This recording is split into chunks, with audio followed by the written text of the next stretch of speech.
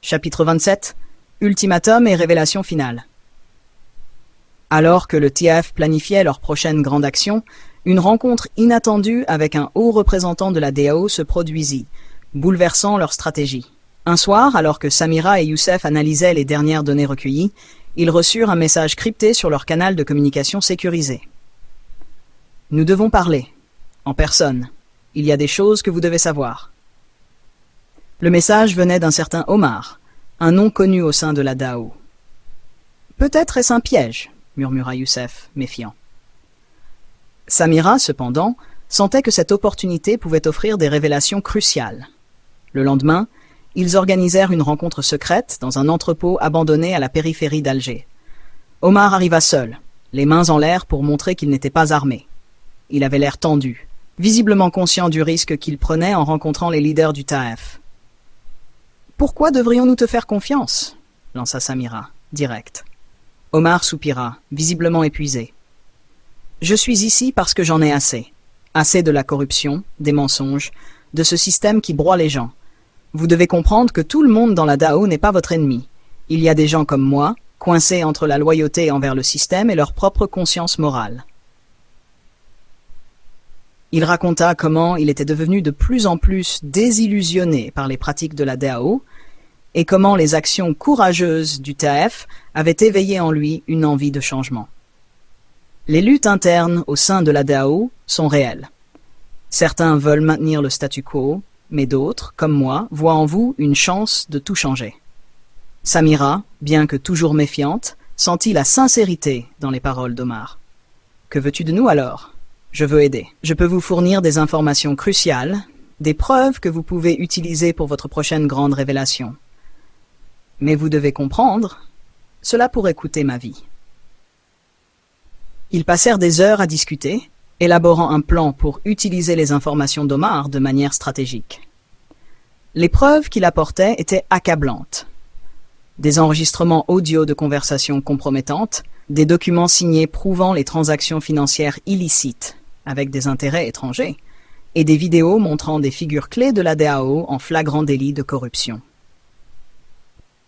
De retour à leur base, Samira et son équipe commencèrent à préparer la révélation finale. Ils savaient que cette fois, ils devaient frapper fort et de manière irréfutable.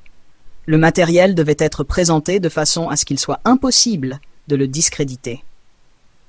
Ils élaborèrent des dossiers complets, intégrant chaque pièce de preuve avec des analyses détaillées. Pendant ce temps, les tensions au sein de la DAO montaient.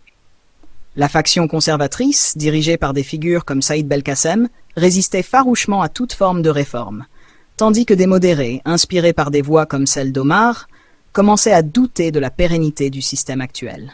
« Le temps presse », déclara Youssef, les yeux rivés sur son écran. « Nous devons agir avant que la DAO ne découvre que nous avons ces informations. » La veille de la diffusion, Samira prit la parole devant son équipe. « Demain, nous dévoilons la vérité. Nous faisons un dernier pas pour forcer le gouvernement à agir. Mais souvenez-vous, peu importe ce qui se passe, nous devons rester unis. Cette révélation peut changer le cours de notre pays. » Le jour de la révélation, les informations furent publiées simultanément sur toutes les plateformes disponibles. Les preuves étaient accablantes et immédiatement reprises par les médias locaux et internationaux. Les réactions furent instantanées et violentes. La population, déjà en colère, se souleva encore plus fortement, exigeant des actions concrètes. Les membres du gouvernement pris au dépourvu se réunirent en urgence. Le président, sous une pression sans précédent, convoqua une conférence de presse pour annoncer une série de mesures. « Nous avons entendu le peuple. Nous ne pouvons plus ignorer ces révélations.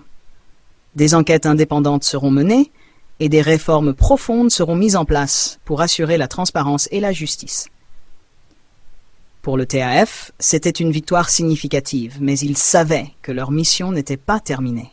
« Nous devons rester vigilants », déclara Samira. « La lutte pour la vérité et la justice continue. Nous avons forcé une ouverture, mais maintenant nous devons nous assurer que le changement soit réel et durable. » Les jours qui suivirent furent marqués par une intensification des manifestations et une mobilisation sans précédent de la population.